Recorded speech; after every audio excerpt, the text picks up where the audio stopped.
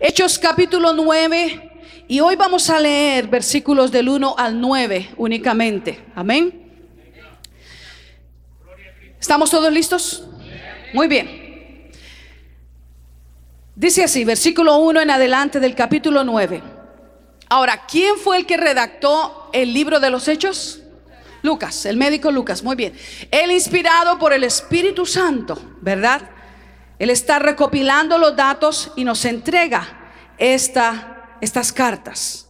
Y dice: Saulo, respirando aún amenazas y muerte contra los discípulos del Señor, vino al sumo sacerdote y le pidió cartas para las sinagogas de Damasco, a fin de que si hallase algunos hombres o mujeres de este camino, y ese camino están con la primera letra mayúscula, ¿verdad que sí?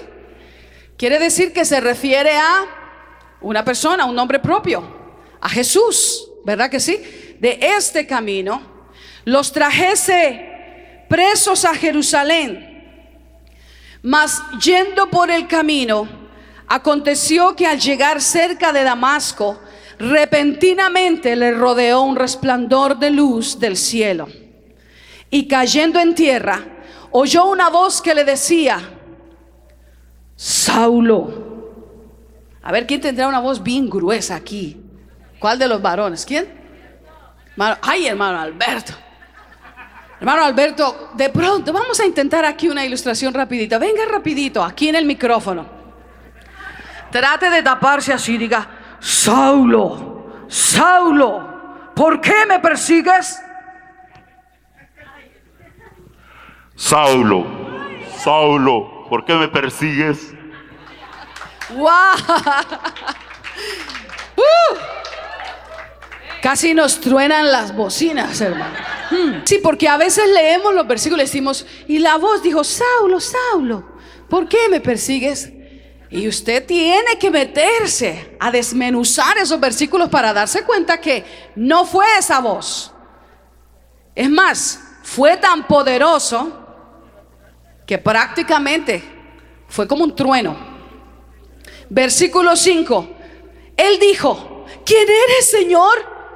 Y le dijo: yo soy Jesús, a quien tú persigues. Dura cosa te es dar coces contra el aguijón. Él, o sea Saulo, temblando y temeroso, dijo: Señor, ¿qué quieres que yo haga? Y el Señor le dijo: levántate y entra en la ciudad, y se te dirá lo que debes hacer. Y los hombres que iban con Saulo se pararon atónitos, oyendo a la verdad la voz, mas sin ver a nadie. Entonces Saulo se levantó de tierra, y abriendo los ojos no veía a nadie.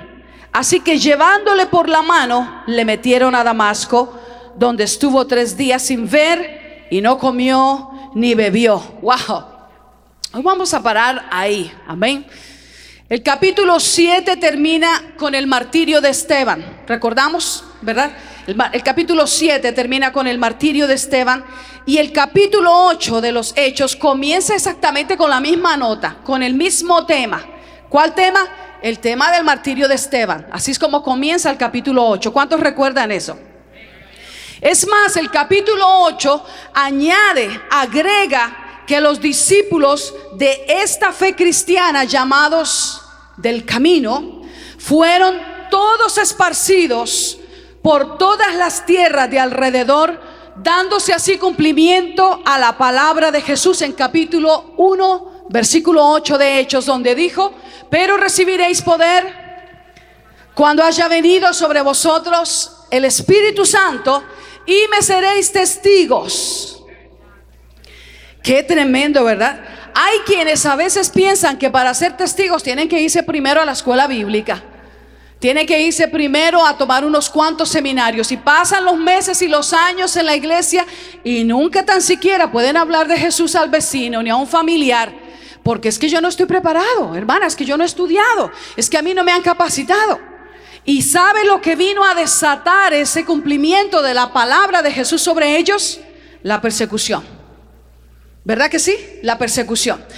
Ahora yo quiero leerle a ustedes estos mismos versículos solamente del 1 al 4 del capítulo 9 que leímos. Se los quiero leer nuevamente, pero permítame leérselos en la Nueva Versión Internacional para que entremos en el primero de los puntos que hoy vamos a examinar de la palabra del Señor. Se lo voy a leer en la Nueva Versión Internacional. Mire cómo comienza.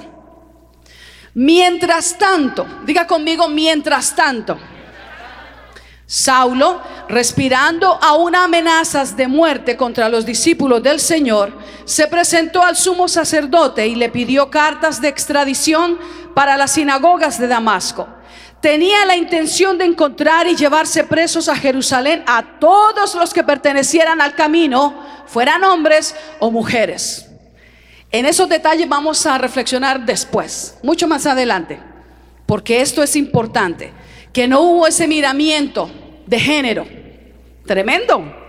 Eso le muestra a usted el calibre de persecución y del precio que tuvieron que pagar. No hubo ese miramiento.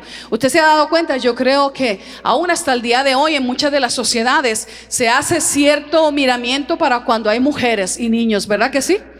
¿Verdad que sí? Regularmente. En Colombia, en los años en que estaba rigiendo tanto la guerrilla y tanto narcotráfico y todo eso era tan rampante, regularmente tú no podías viajar de una ciudad a otra sin que pararan esos buses, esas flotas, y que hicieran una requisa. Pero casi nunca bajaban a las mujeres ni a los niños. ¿A quiénes bajaban?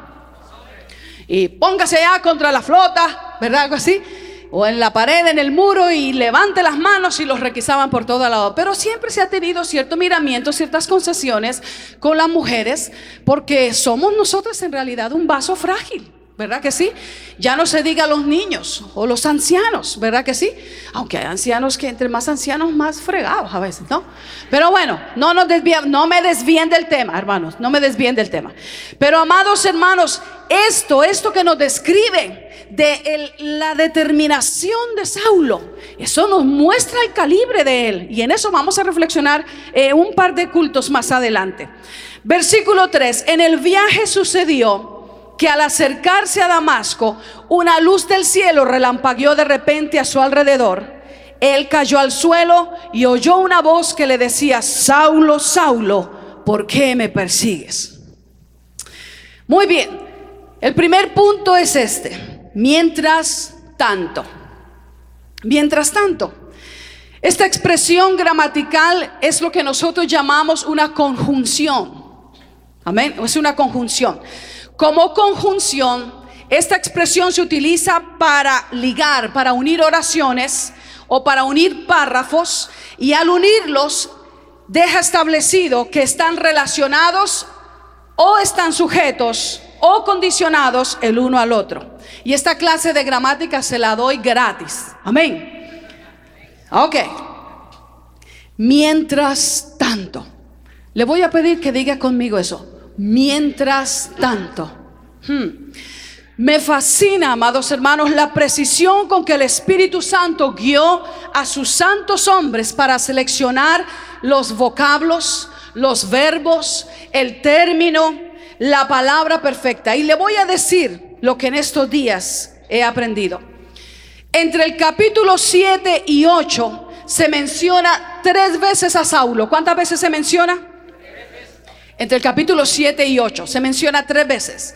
Y cada vez que se menciona a Saulo, su nombre va acompañado de persecución. Su nombre va acompañado de pesimismo. Su nombre va acompañado de sombras de terror.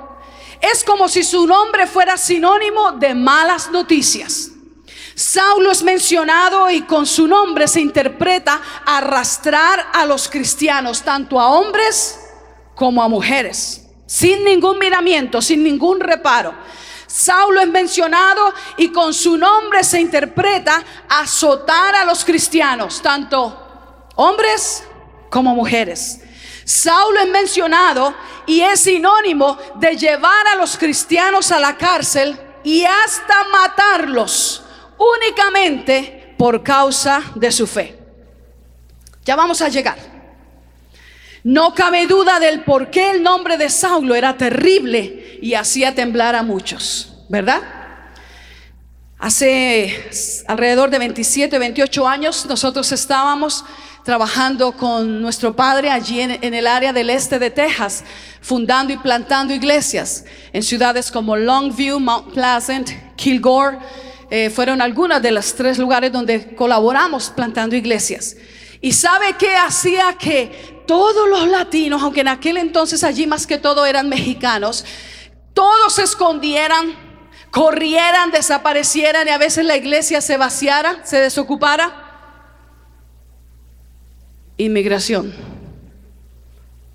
Cuando llegaban los representantes de inmigración al área, se dice que la iglesia bautista hispana quedaba completamente desocupada. Cuando el Señor nos llevó a ese lugar, primero trajo a mi padre y luego nos trajo a nosotros 2 años más tarde, y nos trajo a ese lugar para estar trabajando en la plantación de iglesias allí, nunca más volvió a suceder eso. Qué tremendo, ¿verdad? Qué tremendo eso. Volvió a llegar inmigración, pero nunca se nos llevaron a ni uno solo de los creyentes en la iglesia Casa de Oración. Eso es algo poderoso. Amén. El nombre de Saulo era un nombre sinónimo de algo terrible, de malas noticias, que hacía temblar a muchos. ¿Y no temblarías tú? ¿Qué tú piensas?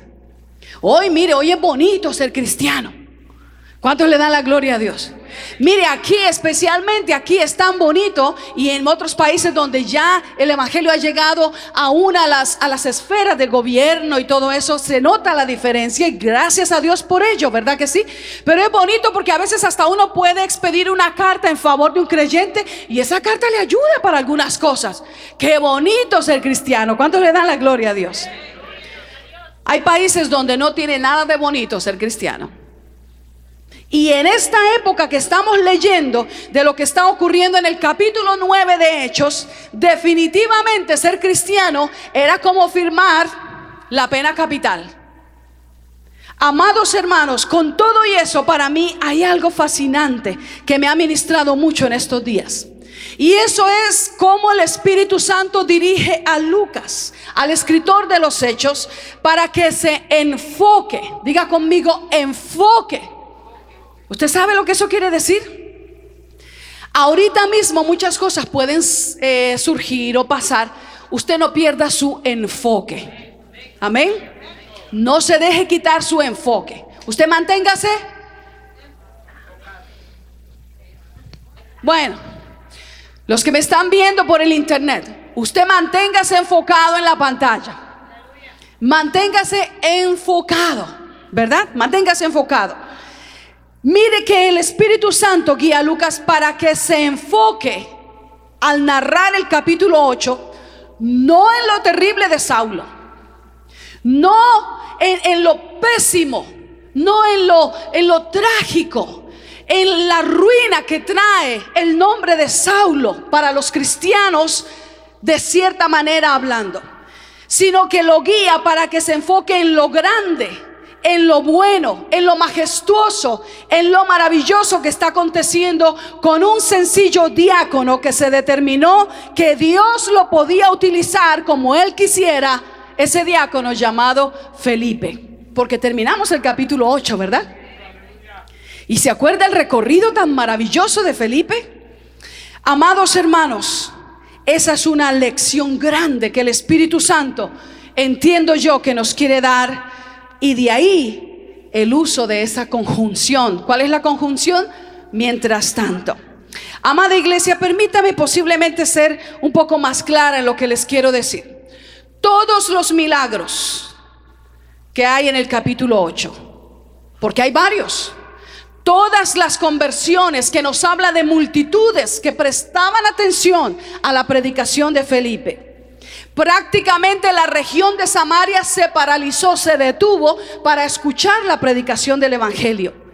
Todas las señales, todas las sanidades, porque dice que muchos cojos y paralíticos eran sanados. Dice que muchos endemoniados eran liberados. Y eran liberados de una manera tan gráfica, tan contundente, que dice que los demonios salían de ellos dando alaridos. ¿Se imagina ese espectáculo? ¿Se imagina esa experiencia?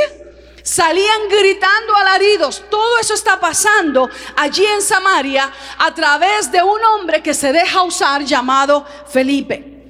Todo lo maravilloso que Dios obró en Samaria usando a Felipe, todo lo grandioso de la conversión del etíope, todo lo sobrenatural de Dios en ese capítulo 8, todo lo hubiéramos perdido si Lucas no se enfoca en lo que el Espíritu Santo le está dirigiendo.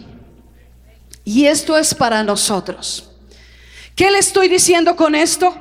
Sencillamente le estoy diciendo que a veces, y regularmente, muchas veces, podremos perdernos el ver lo grande, lo bueno, lo majestuoso de Dios, solo por estar enfocados en las malas noticias.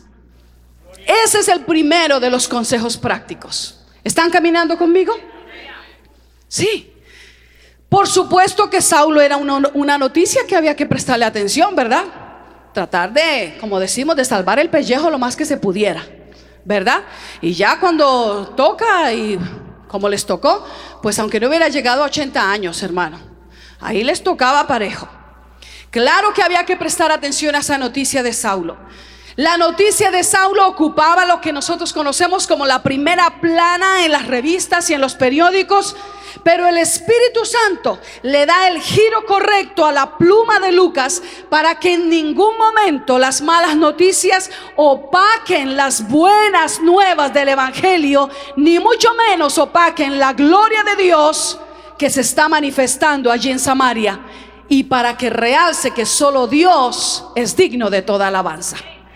Y eso, iglesia, nosotros debemos prestarle mucha atención a esto. Aún en las iglesias de hoy, casi siempre los miembros que más llaman la atención son los menos comprometidos, si no tenemos cuidado. Eso es un facto en todas las iglesias.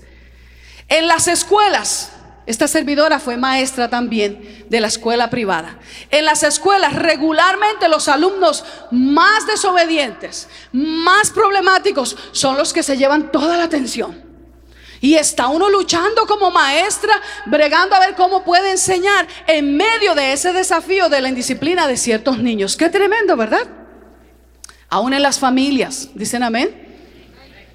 Aún en las familias, regularmente es común que el hijo que más mal se porta es quien más demanda atención y quien más demanda inversión. Ahora, esto es poniendo aparte el hecho de que si el hijo o la hija tienen una dificultad, ya sea física o mental, ¿verdad? Eso es otra cosa. Eso demanda, las necesidades especiales demandan atención especial. Eso es otra cosa. Pero cuando es un asunto de conducta o de disciplina, y amados hermanos, eso ocurre mientras tanto, el más obediente y juicioso casi siempre se queda olvidado. ¿No es cierto? Ustedes están diciendo, no, pastora, eso no pasa. Yo no sé usted dónde ha vivido todo este tiempo. Eso no es así. Pero aquí, amados hermanos, el Espíritu nos llama a darle la debida atención a lo que se debe, sin dejar que lo malo se robe toda la atención y nos prive de ver la gloria de Dios.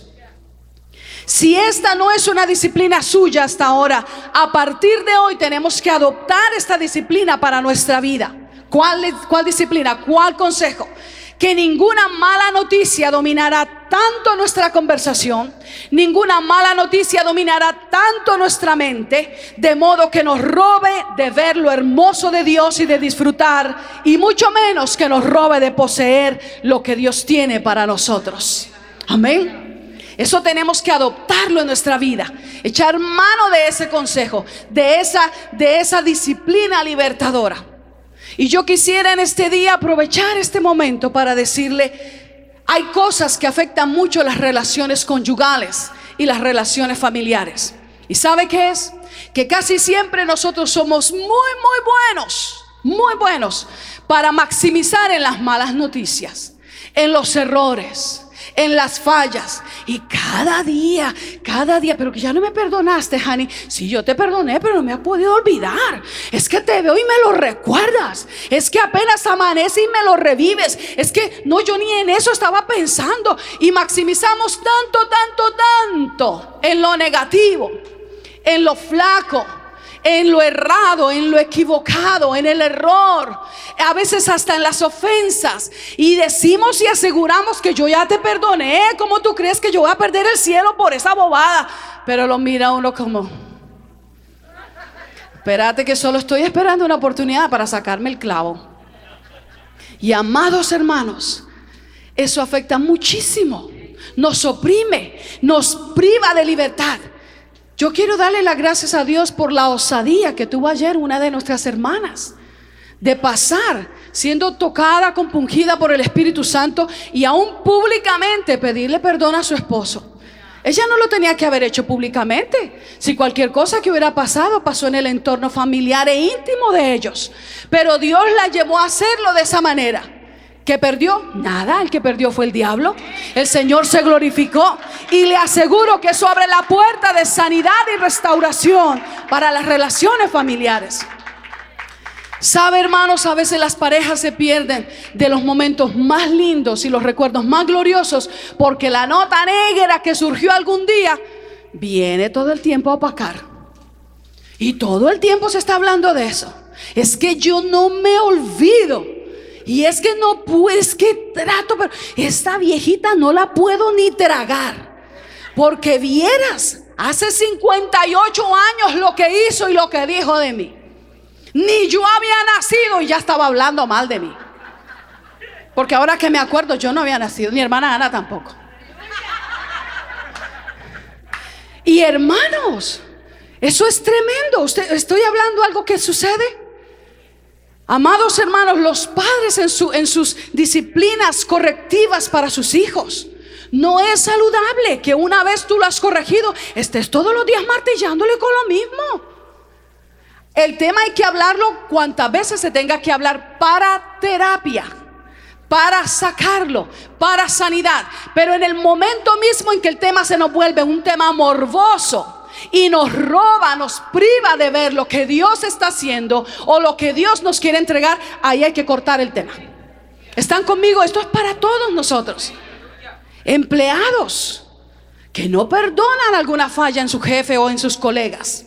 Hermanos en la iglesia, sucede por allá, no por aquí. ¿Cuántos le dan la gloria a Dios? Qué bueno que aquí no sucede. Amén. Amados hermanos, necesitamos nosotros maximizar en las buenas noticias. Amén. Te aseguro que ese hombre o esa mujer que tienes por esposa, o ese hombre que tienes por esposo, no será el perfecto, no será la perfecta, pero tiene que tener virtudes, tiene que tener cosas buenas. La ha regado mucho. Qué bueno que nadie dijo amén. Ha cometido errores fuertes. Tiene fallas porque es humano, y qué bueno que nos dio un humano. ¿Te imaginas que nos hubiera dado un extraterrestre? Qué bueno que nos dio un humano, ¿verdad que sí? Qué bueno que te dio una esposa humana. Gloria a Dios por ello, porque tiene más afinidad para comprender que como humanos fallamos, que como humanos cometemos errores, que como humanos tenemos limitantes, que como humanos, por más que breguemos cada día, siempre van a haber cosas que no van a estar perfectas, porque somos humanos y vivimos en un mundo lleno de humanos. Amén. Pero gracias a Dios que Jesús es el centro de nuestra vida, el centro de nuestro hogar, el centro de nuestra familia. Y si bien es cierto que cometemos errores, todo lo podemos en Cristo, porque Él es nuestra fortaleza. Alabado sea el Señor por los siglos de los siglos. ¿Corregimos los muchachos? Bueno, ya pasó el problema, y si ya pasó y vimos respuestas correctivas, vamos a ir adelante. Ya perdonaste a tu pareja, ya perdonaste a tu esposo, perdonaste a tu esposa. Let's move on. Amén. Let's move on. ¿Les parece que está bien? Me gusta mucho esto que el Señor me enseñó aún más estos días. ¿Te imaginas si todo el capítulo 8 nos lo hubiéramos echado hablando de lo terrible de Pablo, de Saulo? Y que mire que agarró a esas mujeres de las greñas y las metió a la cárcel. Y que agarró a esos hombres, porque así dice, que arrastrados los llevaban. Que arrastrados los metían a la cárcel. No había ninguna cosa que le leyera los derechos Miranda. No había nada de eso. Podían abusarlos, maltratarlos, enjuiciarlos sin pasarlos debidamente por el sistema judicial. Hasta los podían matar, lapidar, y no había problema con eso. ¿Te imaginas cómo estuviéramos del capítulo 8? Pero Dios, el Espíritu Santo, dirigió la pluma de Lucas para decir: ok, ahorita es suficiente de Saulo. Vamos a enfocarnos en lo glorioso, en lo bueno, en lo maravilloso, en la bendición que Dios está obrando en Samaria. Porque ciertamente lo bueno, lo grande, lo fiel, lo verdadero, lo justo de Dios no puede ser opacado por las malas noticias. ¿Cuántos le dan la gloria a Dios por ello? Amén. Ese aplauso es para el Rey de Reyes. Déselo con todo su ser y con todo su corazón. Aleluya, Él es el único digno. Déselo a Él, aleluya. Gracias, Señor, porque tú nos enseñas cada día. Gloria a Dios. Muchas veces Dios le habló al pueblo a través de los profetas diciéndole: no te pierdas de ver lo nuevo que estoy haciendo, por aferrarte a ese pasado. Amén. No te lo pierdas. Eso lo dijo a través del profeta Isaías. Te vas a perder, le dijo al pueblo, te vas a perder de conocer lo nuevo que estoy obrando por seguir aferrado al pasado. Amados hermanos, el pasado debe quedar atrás. Amén. Y vamos a movernos. Si hay cosas que tenemos que reparar del pasado y restituir, hay que hacerlo. Hay que hacerlo. Hay que pedir perdón. Hay que restituir. Hay que mejorar. Hay que retomar nuestro lugar de dignidad y ganarnos la confianza nuevamente. Hay que corregir las normas, la forma de interactuar. Hay que corregirnos en todo eso, pero vamos hacia adelante. No te pierdas lo nuevo que Dios está haciendo por determinarte seguir aferrado al pasado. Amén. ¿Están conmigo, iglesia? Gloria a Dios. Vamos a pasar al segundo. El primer consejo es ese: que las malas noticias no opaquen la gloria de Dios y lo que Él está haciendo. Amén. Segundo, un discípulo o uno más entre la multitud. El versículo 1 dice que Saulo respiraba amenazas y ¿qué más? Y muerte. ¿Contra quiénes? Contra los discípulos. No era contra los religiosos, ¿verdad que no? Sino que era contra los discípulos. Hay unas porciones en Juan donde dice que Jesús hacía discípulos. Hacía discípulos. Y amados hermanos, el discípulo se identifica con su maestro. El simple seguidor es tan solo uno más en la muchedumbre. ¿Están conmigo? Le aseguro que ninguno que se hiciera llamar discípulo de Cristo y no lo fuera, en verdad, hubiera soportado el rigor de la persecución de Saulo. Ninguno lo hubiera soportado.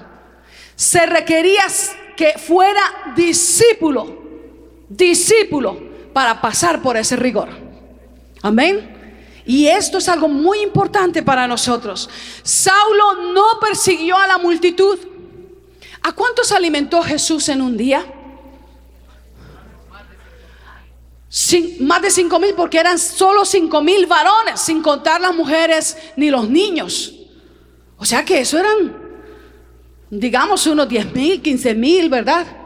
No sé. Pero si solo en varones eran 5,000, eso era una multitud. En otra ocasión alimentó otros 4,000, ¿verdad que sí? Sin contar las mujeres ni los niños. Multitudes. Dice que en las ciudades y las aldeas por donde el maestro pasaba, quedaban todos a la espera de beneficios, de milagros, de favores, porque sabían que ciertamente el Hijo de Dios estaba caminando por esas ciudades. Y donde Jesús pasa, las cosas no quedan igual. Donde Jesús pasa, su presencia ocasiona un cambio, una revolución, una transformación trascendental. Donde Jesús pasa hay milagros, hay bendiciones, hay regalos del cielo. Pero Saulo no persiguió a la multitud. ¿A usted no le parece eso curioso? Saulo no fue a las casas de los simpatizantes. Es que hoy tenemos muchísimo como rangos de creyentes, como rangos de cristianos en las iglesias. Hay miembros, hay no miembros, hay simpatizantes, hay amigos, hay comprometidos y hay no comprometidos. Y no sabemos ya qué otro título, qué otro rango inventarnos. Tremendo, ¿verdad? Tremendo. En aquel tiempo, hablar de un discípulo era hablar de alguien que estaba dispuesto a rendir su vida por amor a su maestro. ¡Wow! ¿Se imagina esos cultos en esa iglesia? Te preguntas por qué la gloria del Señor descendía con tal magnitud. Para ellos el momento era Jesús. Si después de este momento no tengo más vida, valió la pena porque viví para Jesús. ¡Wow! Eso es tremendo. ¿Cuántos le dan la gloria a Dios? Claro que sí, claro que sí. Amados hermanos, Saulo no persiguió a los simpatizantes. Él no arrastró a hombres y mujeres a la cárcel porque eran simples seguidores o unos más dentro del grupo. Él persiguió, él arrastró, él encarceló y aprobó la muerte de discípulos. Eso es muy importante para nosotros. Hay mucha diferencia entre un discípulo de Jesús y uno más en la multitud que se dice ser seguidor de Jesús. ¿Usted cree que hay diferencias? Hay mucha diferencia. El discípulo verdadero despierta amenazas. Ahí dice, el discípulo verdadero despierta amenazas. Cuando usted es un discípulo en su trabajo, a veces usted se puede volver una amenaza para sus compañeros de trabajo, porque ellos saben que ellos pueden hablar cochinadas del jefe, de la esposa del jefe, robarse las cosas y todos se tapan con la misma cobija. Y si hay un seguidor de Jesús de entre la multitud, uno que dice que va a la iglesia pero que no es ni chicha ni limonada, eso no es problema. Él participa de eso. Ella participa de eso. Cuando ven revistas pornográficas y se echan por ahí sus buenas polas, no hay problema si es un seguidor, un simpatizante, un no comprometido. Oh, pero si hay un discípulo de Jesús, despierta amenazas. Porque el discípulo le dice: oye, ¿por qué te estás robando el tiempo? Aquí vinimos a trabajar. El discípulo le dice: mira, yo no miro esas porquerías. Quítate de esas cochinadas delante mío. El discípulo le dice: no hables así, no tienes necesidad de una boca tan sucia para decir lo que quieres decir. El discípulo despierta amenazas. ¿Están conmigo? Así que el discípulo es el que es perseguido, despierta amenazas. El discípulo es un radical, no es un fanático. Esto yo lo he dicho varias veces y le doy gracias a Dios por permitirme aprenderlo del pastor Darío Silva Silva, fundador de la iglesia Sobre la Roca en Colombia. Muy acertado como él lo define. El fanático está dispuesto a matar para imponer su ideología. El radical está dispuesto a morir por causa de sus convicciones. ¿De qué estamos rodeados en esta sociedad? De fanáticos. Vivimos en un mundo que se le ha puesto un término que dice terrorismo. Fanáticos, ¿verdad? Nosotros no somos fanáticos. Nosotros debemos ser radicales. A nadie le imponemos nuestra fe ni nuestras convicciones por la espada ni por la fuerza. Amén. A nadie. Se la presentamos el evangelio de la manera adecuada porque queremos que esa persona experimente la vida abundante que solo Jesús le puede ofrecer. Pero no vamos a empuñar las armas de guerra para convertir y realizar unas cruzadas en este tiempo. Por supuesto que nosotros no lo vamos a hacer. El Señor no nos llamó a eso, pero sí espera que nosotros seamos radicales, porque el grano de trigo, si no cae a tierra y muere, queda solo. Amén. Alabado sea Dios. ¿Cuántos son discípulos aquí? Y los otros, ¿cuándo se van a hacer discípulos? ¿Cuántos son discípulos aquí? Aleluya. Los jóvenes son discípulos. Amén. Los niños son discípulos. Ay, ay, ay, ay. Qué lindo. Las mujeres son discípulas de Jesús. Los varones. Wow. Qué voces de trueno.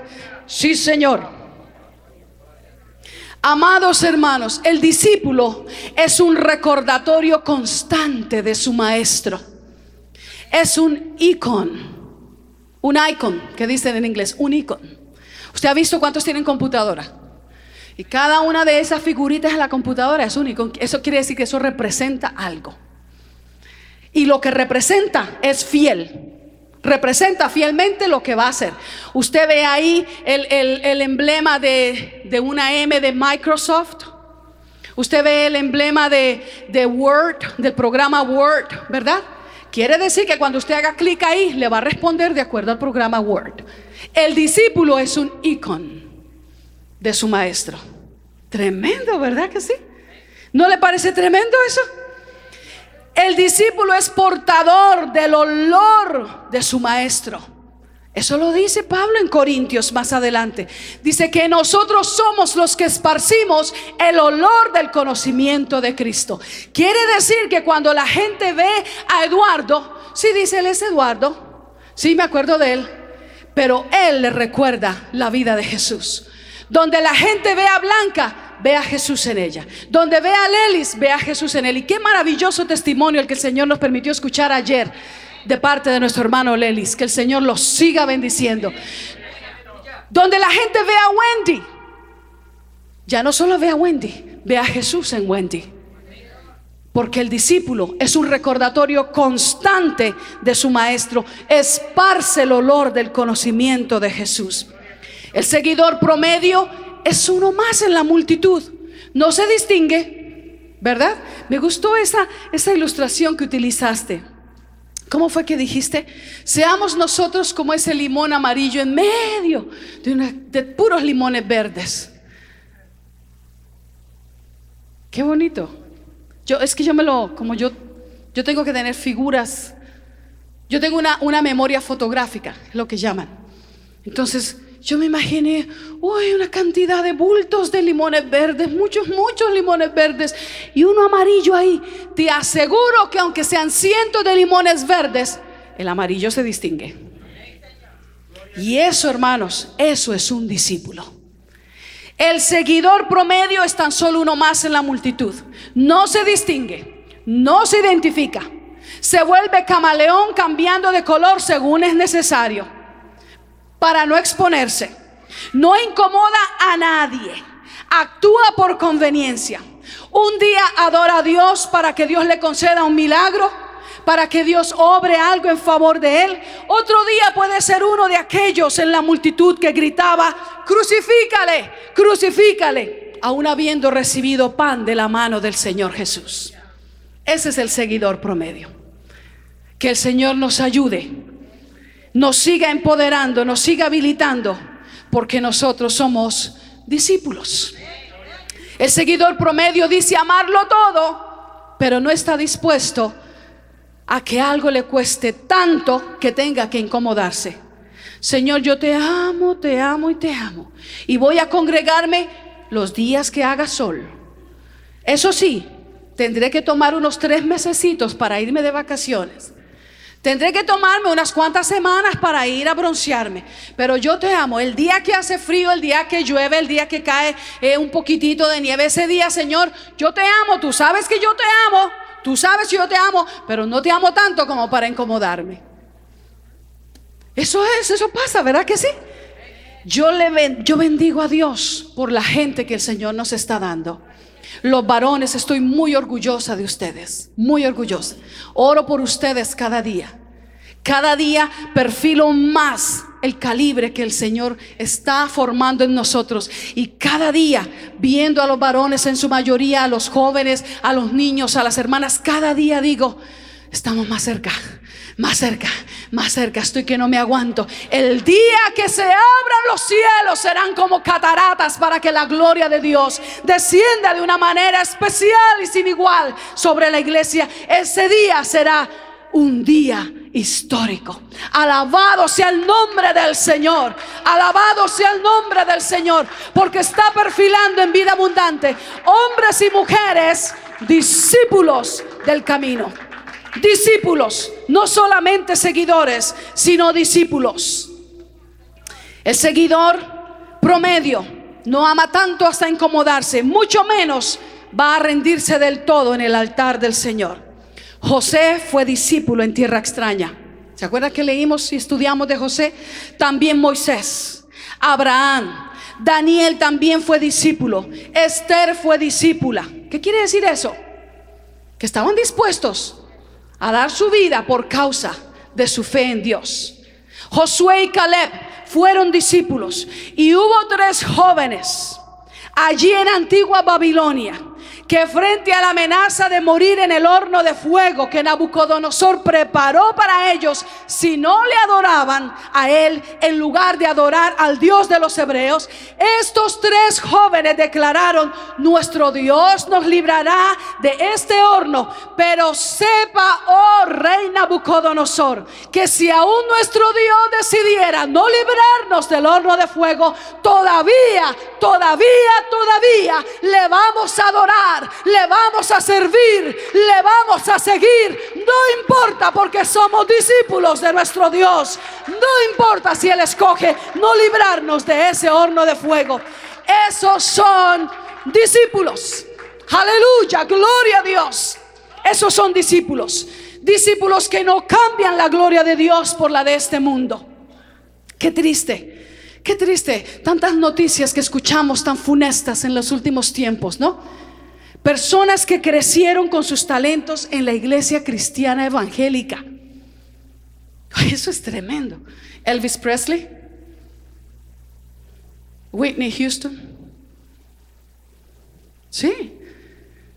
Personas que tenían muy claro de niños y de jóvenes el ABC del evangelio, de la salvación. Que el primer lugar donde ellos hicieron despliegue de sus talentos fueron en altares, en iglesias. Eso es para conmoverle a uno las entrañas. Ver a dónde el diablo los llevó arrastrados, hasta dónde llegaron. Caer bajo la mano del diablo, porque así le paga el diablo a los que bien le sirven. La paga del pecado es muerte. Punto. ¿Le sirvió al diablo? Aquí está su cheque. Muerte. La dádiva de Dios es vida eterna en Cristo Jesús nuestro Señor.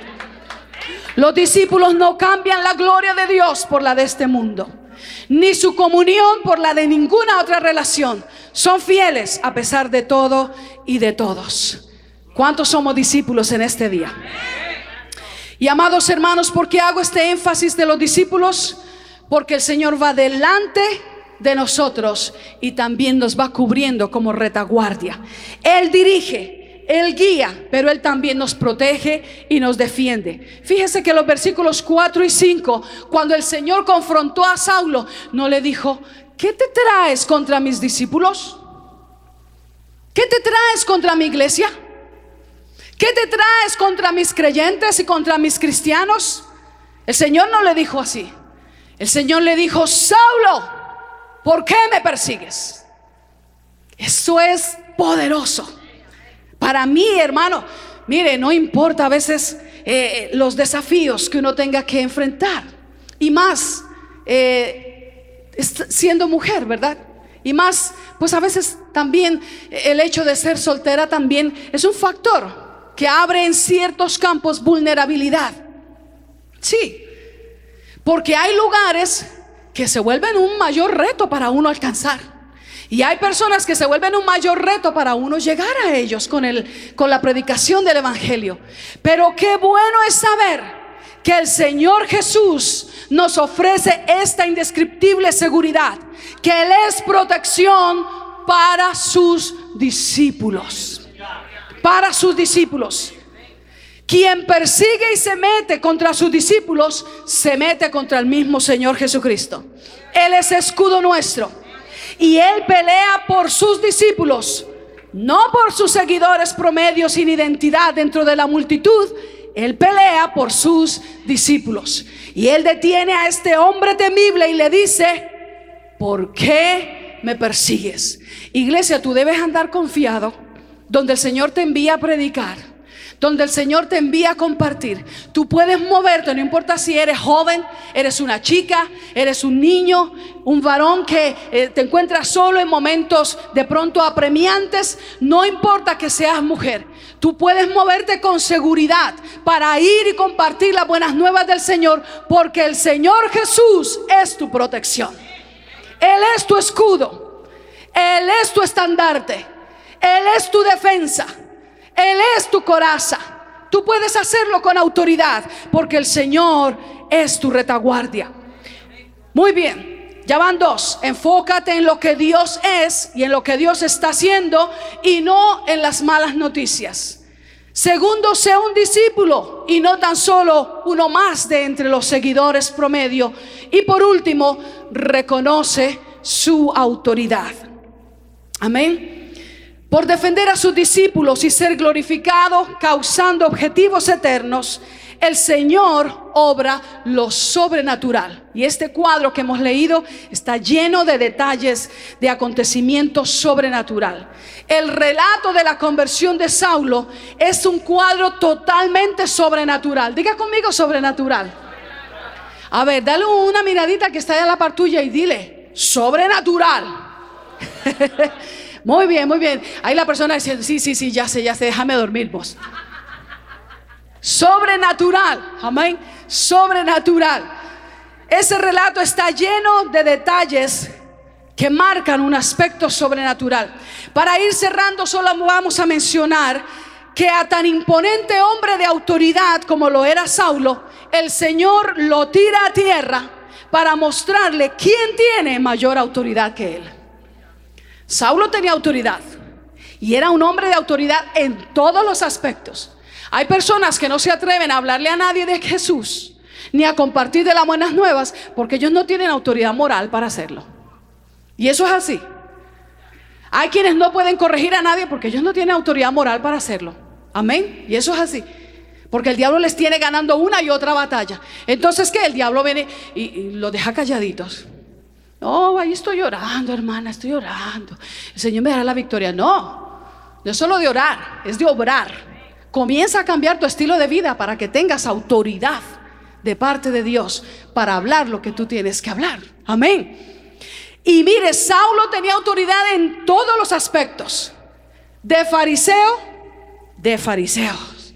Wow.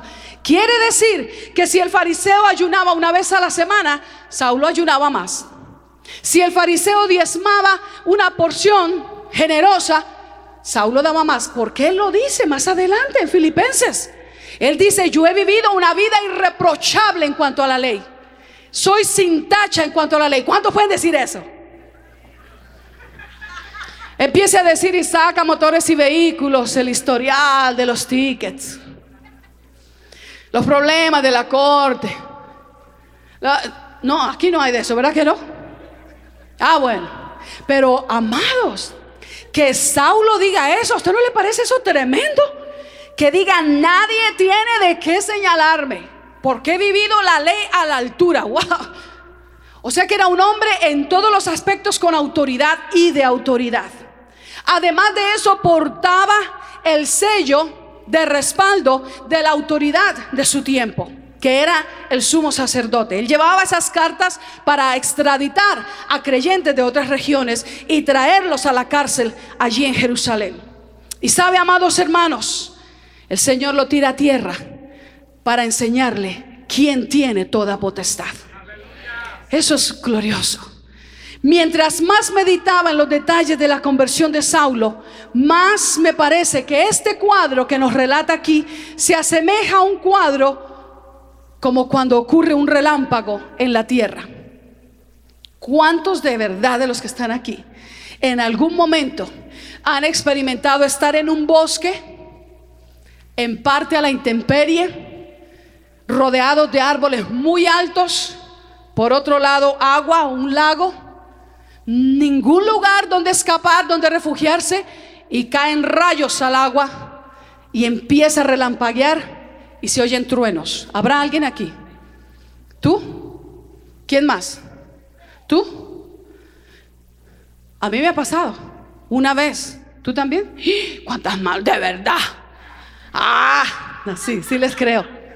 Aquí, ¿verdad? En este país, ¿verdad? ¿Alguien más en tu país? ¿De verdad? ¿De veras?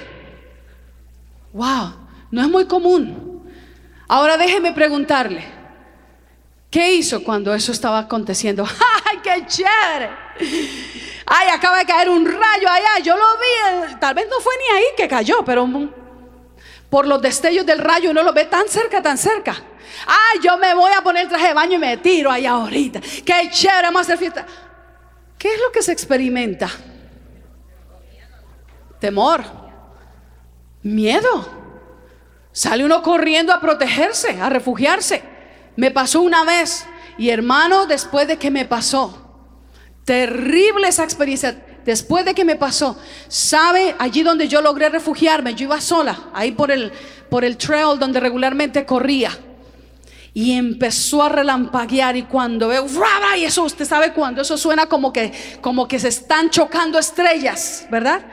Y cayó algo al agua. Yo sentía que a mí en cualquier momento me fulminaba lo que estaba pasando. Y los truenos. Yo corrí, mire, me metí a una casa. Con temor, me dio más temor quedarme afuera que correr a la casa, corriendo el riesgo de que por ser una extraña me fueran a disparar. Porque usted sabe que la gente anda por ahí en sus cabañas con sus rifles y todo, ¿verdad? Y aquí viene una buena venada, vamos a darle su pepazo, a bajarla quieta. Yo preferí que meterme ahí. Y sabe, hermanos, tal vez por lo impresionante de esa experiencia, lo único que me venía a la mente era el coro de Jesús Adrián Romero. Cuando abre su boca es trueno su voz. Wow, eso es tremendo, hermano. Eso es para quedarse uno quieto. Y sabe que pareciera el relato de la conversión de Saulo, a mí se me asemeja mucho a esa experiencia. Se estima que un relámpago puede tener una descarga eléctrica de un poco más de 1 millardo de watts. Quiere decir, más de 1.000 millones de potencia de descarga eléctrica. La mayoría de los focos que tenemos nosotros en nuestras casas están entre los 40, 60, 65, 70, al máximo 100 watts de potencia. 150 en las casas, ¿todavía lo permite? Bueno, camuflado, ajá. 150, digamos. Seamos espléndidos. 300 watts. Compáralo a 1.000 millones de watts de potencia. Eso, tú sabes, no vive alguien para contar eso. Desmenuza. El simple destello a ciertas distancias, a 1, a 2, a 3 kilómetros de distancia que tú estés, todavía te puede impactar. Tremendo, tremendo, hermanos. Y este relato de la conversión de Saulo pareciera un cuadro similar. Y esto solamente porque yo quiero ir concluyendo con esto.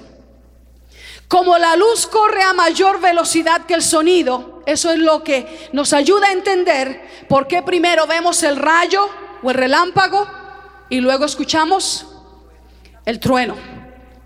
Cuenta, le enseñan a uno 4 segundos después de que está el relámpago, 2, 3, ya pasó el rayo.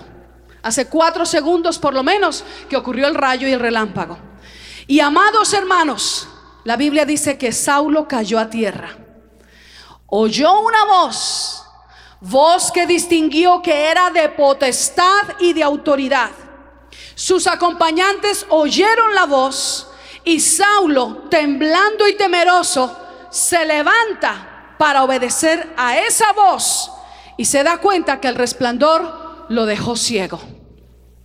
Se asemeja mucho a un relámpago, ¿verdad?